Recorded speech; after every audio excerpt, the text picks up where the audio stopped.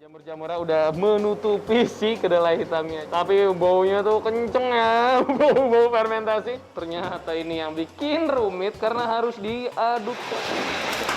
Nyiprat, nyiprat, nyiprat, nyiprat. Iya, cara nih biar nggak nyiprat. Kecap manis. Untuk para pecinta kuliner pasti sudah tidak asing dengan penyedap makanan yang satu ini. Bahkan tidak hanya pelengkap, bumbu dapur dengan tekstur kental dan manis ini juga menjadi bahan baku utama bagi beberapa masakan di Indonesia.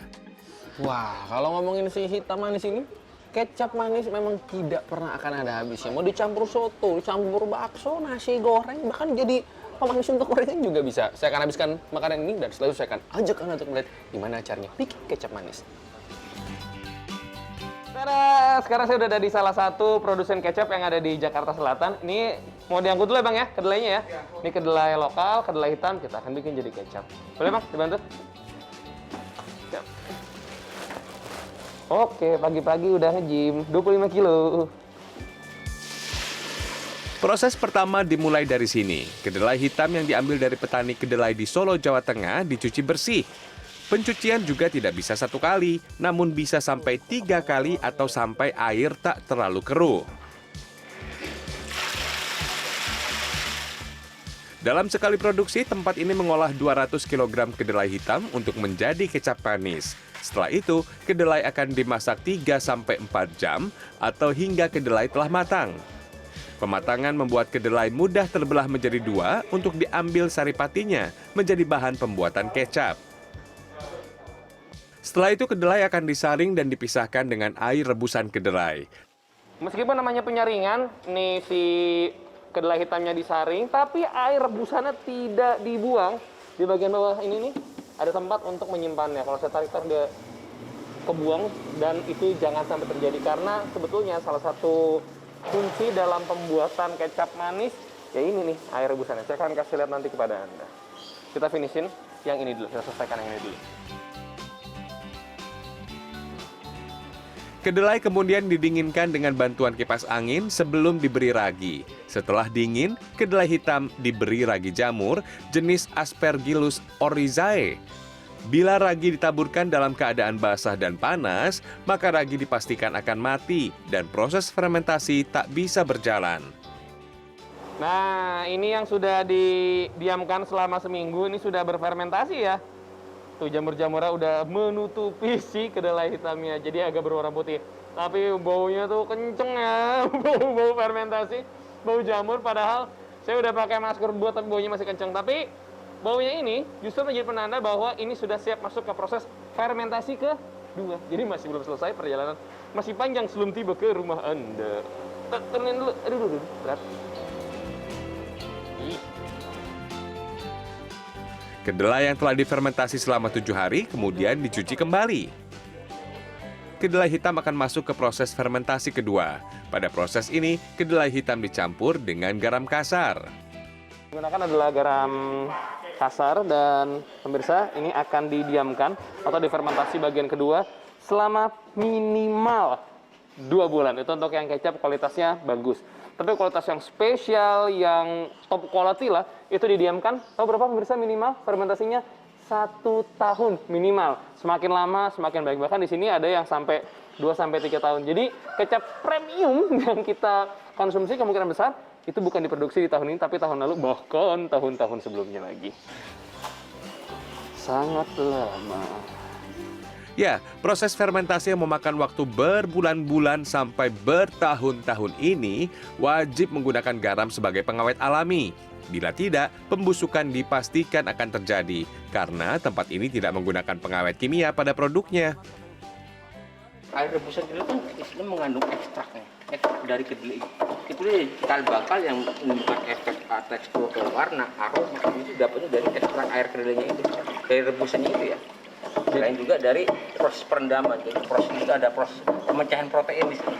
Jadi keluarnya warna, aroma, rasa di situ. Semakin lama di proses perendaman itu akan semakin teksturnya semakin keluar, aromanya, warnanya, dan rasanya pas kita diproses bakal lebih oke. Setelah itu, kedelai hitam yang masuk dalam proses fermentasi akan diaduk setiap hari. Ya, setiap hari. Saya pikir fermentasi ini didiemin. Ternyata ini yang bikin rumit karena harus diaduk setiap hari. Jadi bayangin ketika akan dibikin kecap yang spesial berarti harus didiamkan 1-2 tahun. Saban hari ngaduk. Kagak usah nge-gym jadi ini. Bila kedelai tak diaduk secara konsisten, jamur yang tidak diinginkan akan tumbuh dan membuat kedelai bisa membusuk. Aroma khas jadi salah satu indikator kedelai hitam siap masuk ke proses selanjutnya. Semakin lama difermentasi, aroma akan menjadi semakin kuat. Ini proses pengecekan yang sudah di atas 1 tahun ya. Ini warnanya sudah berubah jadi kecoklatan. Wih, wanginya Pak. Saya pikir ketika 2 tahun kan wanginya bakal sih, tapi enggak. Ini wanginya tuh mirip tauco, tapi tauconya tuh tauco yang seger gitu loh, bukan tauco yang berbau menyengat, enggak. Makanya proses pembersihan itu jadi penting. Kenapa? Kalau masih ada sisa kotoran kan dia bisa jadi membusuk ya dalam tanda kutip, jadi mempengaruhi ke wanginya. Proses fermentasi yang super panjang akhirnya selesai. Waktunya masuk ke bagian selanjutnya. Proses ini dinamai ekstraksi. Proses ekstraksi hanya mengambil sari pati kedelai. Dan pemirsa, inilah jawaban mengapa air rebusan selalu dipakai, kemudian dicampur bareng-bareng jadi fermentasi, karena yang dipakai itu yang cair sebetulnya di bagian bawah ini yang dipakai. Nah, nanti bagian atasnya ini nih memang tidak terlalu bisa dipakai, tapi kan masih ada basa-basanya. Jadi bahasa dalam tanda kutipnya biar nggak rugi.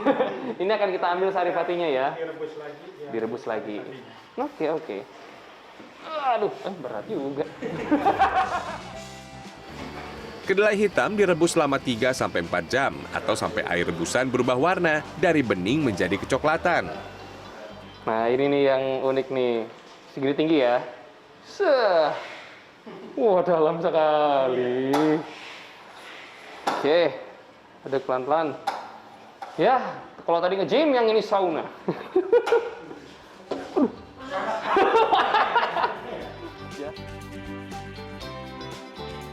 Tapi wangi ya, Bang? Kayak wangi manis. Padahal belum pakai gula loh. Setelah perjalanan panjang fermentasi dan ekstraksi, kita masuk ke proses selanjutnya, memasak kecap manis. Kecap manis tak akan lengkap bila tak ada ini nih, gula kelapa.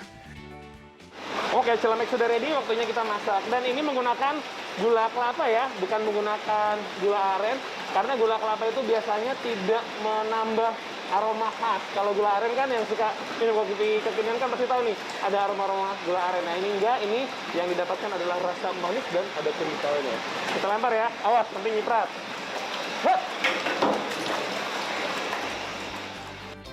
Oh iya, selain gula kelapa dan air kedelai hitam, ada beberapa bahan lain juga pemirsa, seperti gula pasir, gula kelapa, serai, lengkuas, bawang putih, daun salam, dan juga daun jeruk. Jumlahnya disesuaikan dengan jenis kecap yang mau dibuat.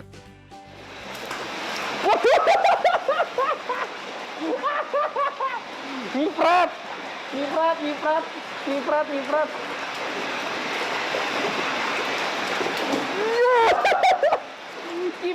cara nih biar nggak nyiprat? Pasti nyiprat gini ya?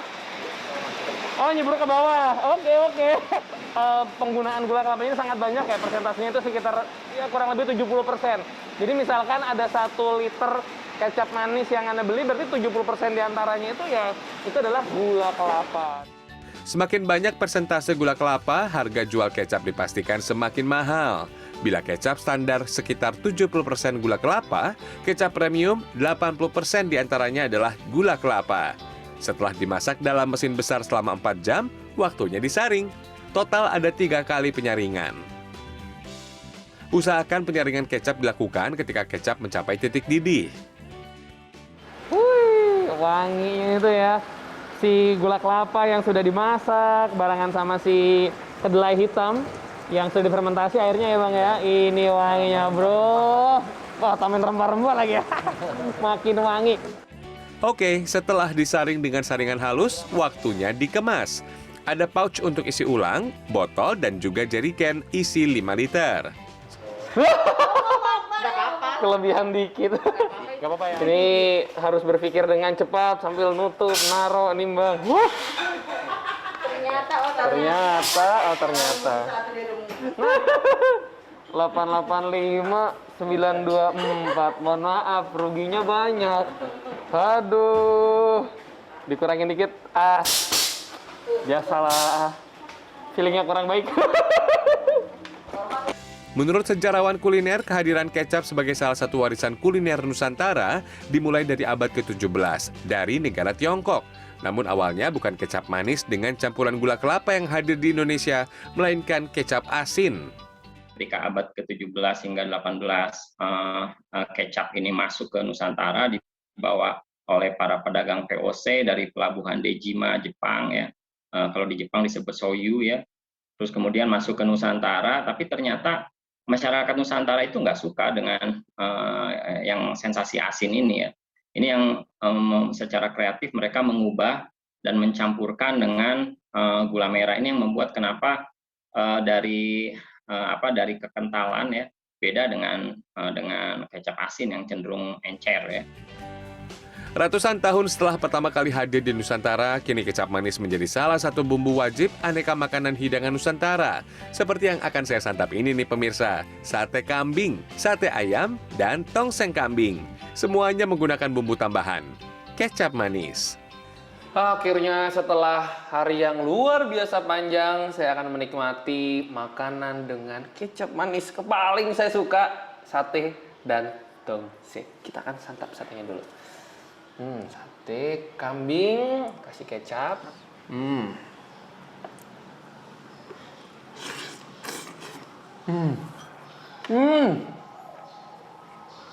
Pakai kecap manis tuh rasanya jadi lebih mantep, bikin jadi makin selera makan. Cakep banget emang, juara. Nah, sudah tahu kan kalau sebotol kecap yang ada di rumah Anda ternyata butuh proses panjang banget. Kalau mau jadi pengusaha kecap, ingat harus sabar karena butuh waktu bulanan hingga tahunan untuk membuat kecap manis. Kalau saya, kayaknya jadi penikmat kuliner Nusantara aja ya. Rian Fernando, Dwi Agung Yuldiarto, Jakarta.